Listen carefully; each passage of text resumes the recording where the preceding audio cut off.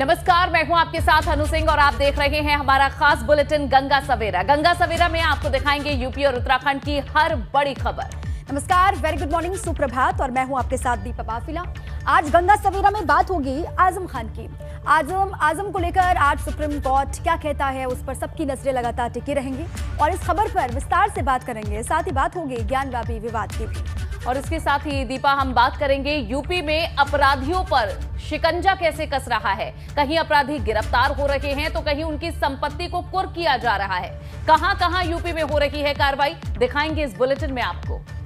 और साथ ही साथ होंगी उत्तराखंड की तमाम बड़ी खबरें। तो चलिए बिना देर किए शुरुआत करते हैं गंगा सवेरा की। तो शुरुआत करेंगे यूपी विधानसभा अध्यक्ष सतीश महाना ने आज एक बैठक बुलाई है। इस बड़ी खबर के साथ दोपहर 12 बजे आज विधान भवन में सर्वदलीय बैठक बुलाई गई है। सर्वदलीय बैठक में सीएम योगी भी शामिल होंगे। यहां ई विधान सिस्टम लागू करने को लेकर ये बैठक बुलाई गई है और इस बैठक के बाद एक प्रेस कॉन्फ्रेंस भी होगी जिसे विधानसभा अध्यक्ष सतीश महाना करेंगे।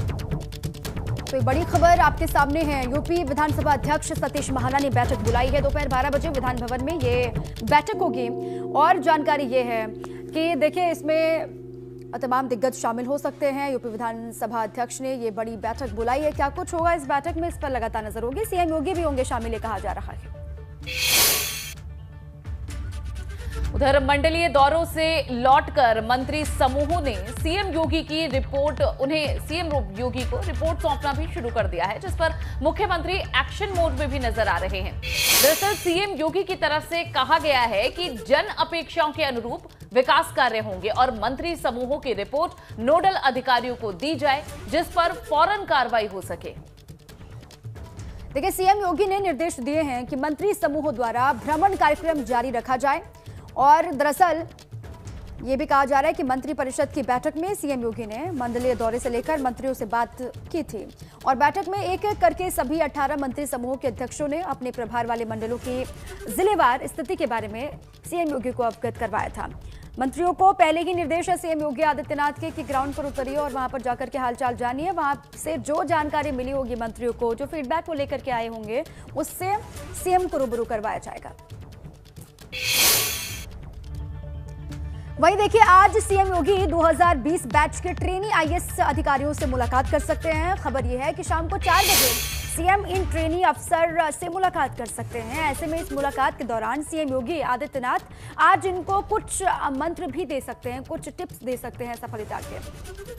तो ट्रेनी आईएएस अफसरों से मुलाकात सीएम योगी की आज होने जा रही है और क्या इसमें खास रहेगा जान लीजिए। 4 बजे मुलाकात होगी और सीएम सफलता की कुछ गुर सिखा सकते हैं, कुछ मंत्र इन ट्रेनी आईएएस अफसरों को दे सकते हैं।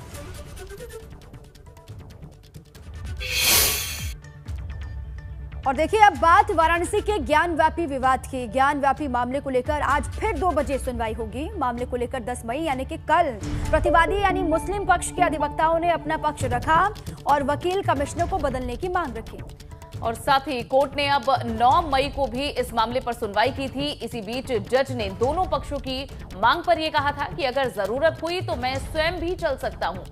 अब आज 11 मई को फिर से सुनवाई होनी है और देखना यह होगा कि वकील कमिश्नर को बदलने को लेकर कोर्ट का क्या फैसला आता है। आज फैसले की उम्मीद है क्योंकि दोनों पक्षों की बात को कोर्ट ने सुना है। तो आज फैसले का दिन है, फैसले का काउंटडाउन भी शुरू हो चुका है। मंगलवार को 90 मिनट तक दोनों पक्षों ने अपनी दलील पेश की थी। एडवोकेट कमिश्नर बदलने की मांग पर मुस्लिम पक्ष जहां अड़ा हुआ है, हिंदू पक्ष ने फिर कहा है कि एडवोकेट कमिश्नर पर जो मामला है उसे लेकर अपनी सफाई दी है और अब देखना होगा कि फैसला क्या होता है।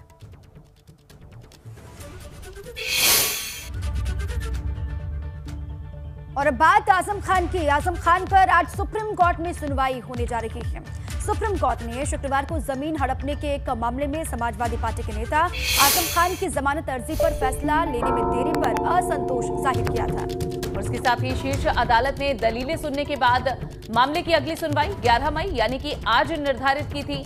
आज अब इसी मामले को लेकर सुनवाई होने जा रही है। आज की सुनवाई पर सभी की निगाहें हैं। आखिर सुप्रीम कोर्ट सुनवाई के दौरान क्या कहता है, ये सभी इंतजार में हैं और इस मामले में क्या फैसला आता है ये भी देखना होगा।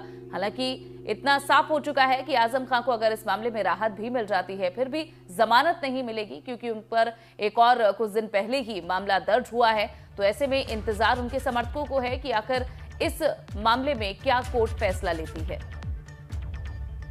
फिलहाल देखिए 2.5 साल से ज्यादा का वक्त हो गया है, सीतापुर जेल में बंद हैं समाजवादी पार्टी के वरिष्ठ नेता विधायक आजम खान। उम्मीदें थी बहुत पहले ईद से पहले बाहर आएंगे, लेकिन ऐसा हुआ नहीं। उसके बाद अब देखिए सुप्रीम कोर्ट में आज सुनवाई होने वाली है। आजम के पूरे परिवार को, समर्थकों को, प्रशंसकों को इंतजार है कि आजम खान जल्द से जल्द रिहा हो। आजम खान को लेकर सुप्रीम कोर्ट में सुनवाई होगी। क्या कुछ सुप्रीम कोर्ट का रुख रहेगा और क्या कुछ सुप्रीम कोर्ट इस पूरे मामले को लेकर कहता है, इस पर भी लगातार नजर होगी। और कई आपने देखा कि समाजवादी पार्टी के तमाम अधिकारियों ने जो अलग अलग संगठन के पदों पर स्थित थे या फिर विराजमान थे, उन्होंने भी आजम खान के समर्थन में अपना इस्तीफा दिया। कई ऐसे नेता दिखाई दिए जिन्होंने आजम खान के समर्थन में अपना इस्तीफा दिया और समाजवादी पार्टी से वो अलग भी हो गए, ये कहते हुए कि आजम खान इतना लंबा वक्त हो गया है जेल के भीतर ही बंद है और अखिलेश यादव कोई कदम नहीं उठा रहे हैं, उनसे मिलने नहीं जा रहे हैं और उस तरीके से नहीं उठाया जा रहा है पूरे मामले को। ये बार बार कहा गया उनकी तरफ से। और आज देखिए क्या होगा, इस पर लगातार नजर रहेगी। सुप्रीम कोर्ट में सुनवाई भी होनी है और सभी की निगाहें सुप्रीम कोर्ट पर टिकी हुई। वहीं आजम खान को लेकर दरगाह आला हजरत के प्रवक्ता मौलाना शाहबुद्दीन रजवी ने कहा है कि उन्हें अखिलेश यादव के सारे रिश्ते खत्म उन्हें कर देने चाहिए। रजवी ने कहा है कि आजम को जेल से रिहाई के बाद अखिलेश को तलाक दे देना चाहिए।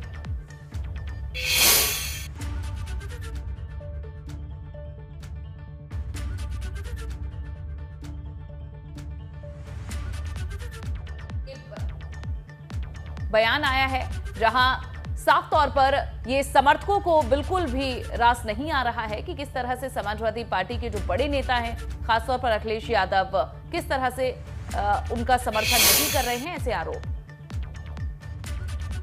यादव ने उनको कतन तवज्जो नहीं दी और उनकी रिहाई के लिए कोई कोशिश नहीं की और न कोई कानूनी उनकी मदद की।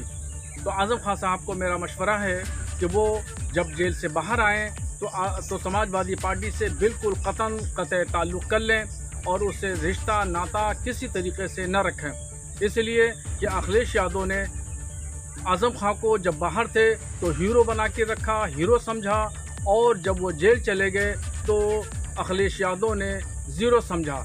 जबकि वाकई हकीकतन आजम खान कल भी हीरो थे मुसलमानों के, वो आज भी हीरो हैं। तो मेरा आजम खान को यही मशवरा है कि जेल से बाहर आने के बाद वो समाजवादी पार्टी को तलाक दे दें और उससे कोई रिश्ता नाता न रखें। अब आगे बढ़ते हैं। बात कांग्रेस नेता अजय राय की। अजय राय को लेकर भी आज इलाहाबाद हाईकोर्ट में सुनवाई होने वाली है। कांग्रेस नेता अजय राय की अर्जी पर हाईकोर्ट में सुनवाई होगी। उन्होंने अपने भाई अवधेश राय की हत्या का मुकदमा वाराणसी से इलाहाबाद ट्रांसफर करने की मांग को लेकर इलाहाबाद हाईकोर्ट में याचिका दाखिल की है। आपको बता दें कि आरोपी मुख्तार अंसारी की तरफ से इस अर्जी का विरोध किया जाएगा। तो ये देखिए, जहां अजय राय की अर्जी पर हाईकोर्ट में आज सुनवाई होने जा रही है। वाराणसी से प्रयागराज ट्रांसफर करने की मांग है केस को। कांग्रेस नेता हैं अजय राय, उनकी अर्जी पर आज सुनवाई है। इलाहाबाद हाईकोर्ट में ये सुनवाई होने जा रही है। भाई अवधेश राय की हत्या से जुड़ा हुआ मामला है और हत्या का मुकदमा ट्रांसफर करने की ये मांग है, जहां मुख्तार की तरफ से अर्जी का विरोध होगा। आज देखना होगा कि इस मामले में क्या होता है कोर्ट में।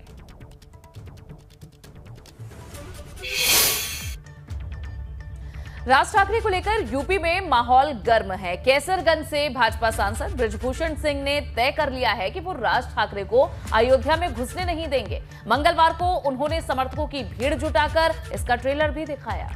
बृजभूषण शरण सिंह के साथ उनके समर्थक तो डटकर खड़े हैं, लेकिन भाजपा का कोई भी नेता उनके साथ दिखाई नहीं दे रहा। जिस अयोध्या की सीमा पर बृजभूषण सिंह ने बैरियर लगाने की बात कही है, उसी क्षेत्र के भाजपा सांसद राज ठाकरे के स्वागत की तैयारियों में जुटे हुए हैं।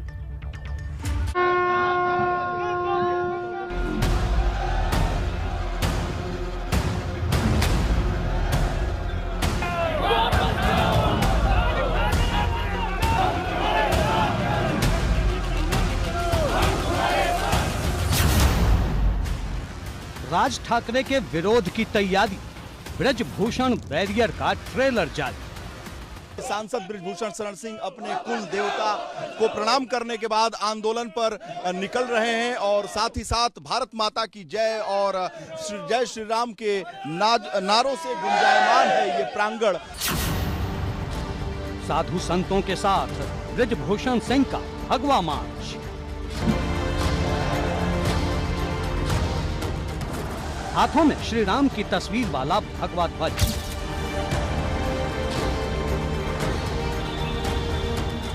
और बड़ी संख्या में समर्थकों का हुजूम।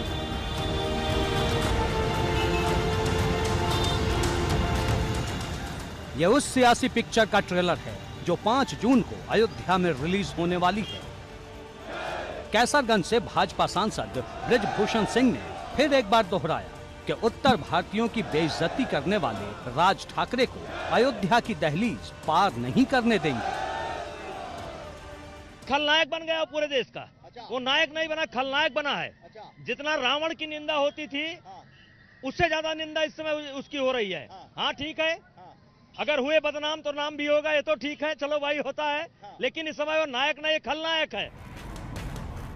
बृजभूषण शरण सिंह ने पहले ही ऐलान कर दिया था कि वो राज ठाकरे के खिलाफ रैली का आगाज करने वाले हैं। सुबह अपने गांव में कुल देवी का आशीर्वाद लेकर उन्होंने रैली शुरू की।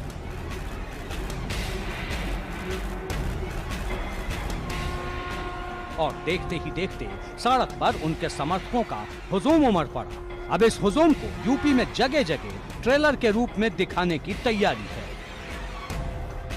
अयोध्या को बुक कर लिया है, 5 तारीख को कोई स्पेस नहीं है। ये अयोध्या उत्तर भारतीयों ने इसको बुक कर लिया है, अब इसमें स्पेस नहीं है।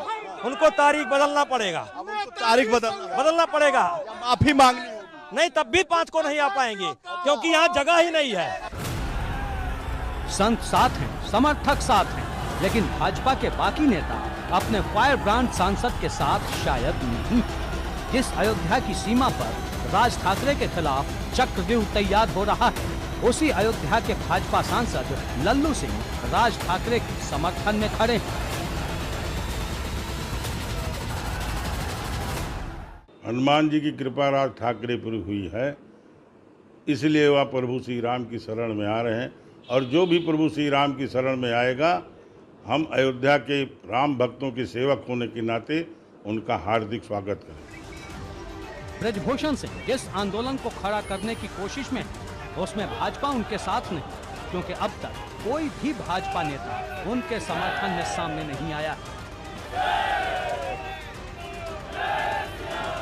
कैबिनेट मंत्री चौधरी लक्ष्मी नारायण से जब राज ठाकरे पर सवाल हुआ तो वो भी कन्नी काट गए।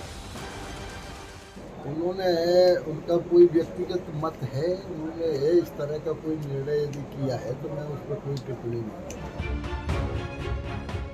कोई साथ हो या ना हो, बृजभूषण सिंह ने जो ठान लिया है उसे वो करके रहेंगे और उनके तेवर से ये बात साफ भी हो रहे हैं। अब 5 जून को जो पिक्चर अयोध्या में रिलीज होगी उसका असर किस पर होगा, ये बड़ा सवाल है। एबीपी गंगा के लिए गोंडा से वीरेश पांडे के साथ ब्यूरो रिपोर्ट।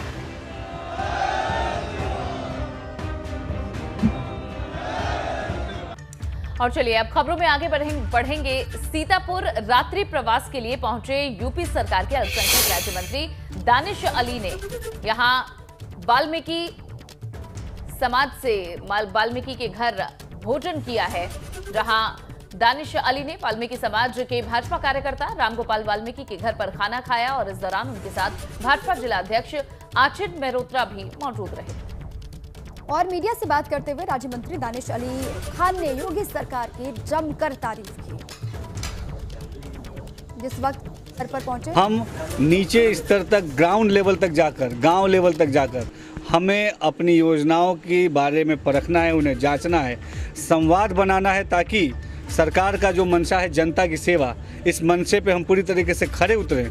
आदरणीय योगी जी के मार्गदर्शन में समस्त मंत्रिमंडल तमाम उत्तर प्रदेश के हर जिलों में जा रहा है, गांव में जा रहा है और ग्राउंड लेवल पे जाकर हम चीज़ों को परख रहे हैं, आम जनमानस से संवाद स्थापित कर रहे हैं। अब चलिए आगे बढ़ते हैं। आजमगढ़ में पुलिस बसपा के पूर्व सांसद उमाकांत यादव पर बड़ी कार्रवाई करने की तैयारी कर रही है। गैंगस्टर एक्ट के तहत उमाकांत यादव की 1 करोड़ से ज्यादा की संपत्ति कुर्क होगी। वहीं पुलिस अधीक्षक आजमगढ़ की ओर से थाना सराय मीर को ये आदेश भी दिया गया है। जनपद आजमगढ़ पुलिस द्वारा माफिया तत्वों के विरुद्ध गैंगस्टर एक्ट के अंतर्गत संपत्ति जब्तीकरण के अभियान में FIR नंबर 29/21 31 गैंगस्टर एक्ट के हिस्ट्री शीटर अभियुक्त उमाकांत यादव की अपराध से अर्जित संपत्ति, जिसकी कीमत लगभग 1 करोड़ 1 लाख रुपए है, जिसमें 14 भूखंड शामिल हैं, इसको 14 गैंगस्टर एक्ट के अंतर्गत कुर्क कराए जाने के आदेश जिला मजिस्ट्रेट आजमगढ़ से प्राप्त कर लिए गए हैं। इस आदेश का अनुपालन करने के लिए थाना प्रभारी सरायमीर को निर्देशित कर दिया गया है। माफिया तत्वों व अपराधियों के विरुद्ध आजमगढ़ पुलिस का 14 गैंगस्टर एक्ट के अंतर्गत संपत्ति जब्तीकरण का यह अभियान लगातार जारी रहेगा। और पुलिस की कार्रवाई बागपत में भी देखने को मिली, ये खबर भी आपको दे देते हैं। बागपत में पुलिस ने 2 हिस्ट्री शीटर बदमाशों पर शिकंजा कसते हुए उनकी संपत्ति को कुर्क करने के बाद उन पर सील लगा दी है। बागपत कोतवाली पुलिस ने ये कार्रवाई गैंगस्टर एक्ट के तहत की है। और हिस्ट्री शीटर तौहीद और जुम्मा, जो कि काफी लंबे वक्त से फरार चल रहे हैं, उन दोनों की हजारों की संपत्ति कुर्क की है। कुर्की से पहले मुनादी भी पूरे इलाके में कराई गई। तस्वीर भी आपको दिखा रहे हैं बदमाशों पर किस तरीके से यूपी पुलिस का एक्शन दिखाई दे रहा है। ये बागपत से तस्वीर है। 2 शातिर बदमाशों की संपत्ति कुर्क की गई है और कुर्की की कार्रवाई से पहले मुनादी यहाँ पे करवाई गई। कोतवाली बागपत पुलिस द्वारा श्रीमान जिलाधिकारी महोदय बागपत के आदेश के अनुपालन क्रम में गिरोहबंद समाज विरोधी क्रियाकलाप निवारण अधिनियम 1986 की धारा 14(1) के अंतर्गत कार्रवाई करते हुए शातिर अपराधियों जुम्मा सनाफ साबू एवं तौहीद सनाफ असलम निवासी ग्राम निवाड़ा द्वारा अपराध कारित करके अर्जित संपत्ति को कुर्क किया गया, जिसकी अनुमानित कीमत 22,20,000 रुपये है। बागपत पुलिस द्वारा शातिर अपराधियों के विरुद्ध यह अभियान निरंतर जारी रहे। और अब बात ग्रेटर नोएडा की। ग्रेटर नोएडा प्राधिकरण ने ग्रेटर नोएडा वेस्ट के इटहरा और छोटी मिलक में अवैध कब्जों पर बुलडोजर चलाया है। दोनों जगहों से तकरीबन 10 एकड़ जमीन से अतिक्रमण हटाया गया है। जो जमीन खाली कराई गई उस जमीन की कीमत करीब 20 करोड़ अनुमानित है, ये बताया जा रहा है। भारी पुलिस फोर्स के साथ अतिक्रमण यहां से हटवाया गया। ये तस्वीरें आपको दिखा रहे हैं जहां अतिक्रमण पर बुलडोजर चला है। हापुड़ से खबर है। हापुड़ से दिल दहलाने वाली तस्वीरें सामने आई हैं। यहाँ तेज रफ्तार कार का कहर देखने को मिला और जिसे देख करके आप भी सन्न हो जाएंगे। नगर कोतवाली इलाके में बाइक और कार के आमने सामने से जोरदार भिड़ंत की तस्वीरें आपके स्क्रीन पर है, जो दिल को झकझोर देने वाली है। इस हादसे में बाइक सवार 2 लोगों की जान जा चुकी है, जबकि महिला और उसकी बेटी की हालत भी गंभीर बनी हुई है। आप देख सकते हैं किस तरह से छोटी सी लापरवाही कितनी घातक साबित हो सकती है। 2 लोगों की जान जा चुकी है, जबकि 2 की हालत गंभीर है। तेज रफ्तार का ये कहर एक बार फिर से सीसीटीवी में कैद हुआ है। आमने सामने से टक्कर हुई है, गाड़ी से बाइक टकराई है। बाइक सवार दोनों लोग टक्कर लगते ही दूर गिर पड़ते हैं। आपको बता दें कि इस हादसे में पिता पुत्र की जान जा चुकी है, जबकि महिला उसकी दूसरी बेटी की हालत गंभीर बताई जा रही है। रिश्तेदारी में ये बाइक सवार जा रहे थे।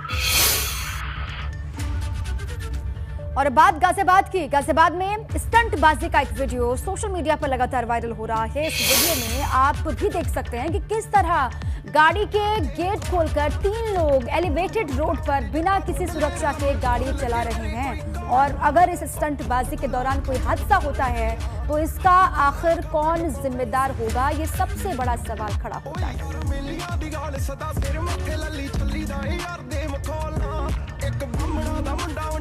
देखिए, ऐसे तमाम वीडियोस सोशल मीडिया पर लगातार वायरल हो रहे हैं। ये गाजियाबाद का वीडियो है जहां पर 3 युवक दिखाई दे रहे हैं। एलिवेटेड रोड का ये पूरा मामला स्टंटबाजी करते हुए दिखाई दे रहे हैं और ये वीडियो सोशल मीडिया पर लगातार वायरल हो रहा है। बिल्कुल। और दीपा, ऐसे वीडियोस के आने के बाद पुलिस भी लगातार कार्रवाई इन पर जरूर करती है। देखना होगा इस मामले में क्या पुलिस करती है।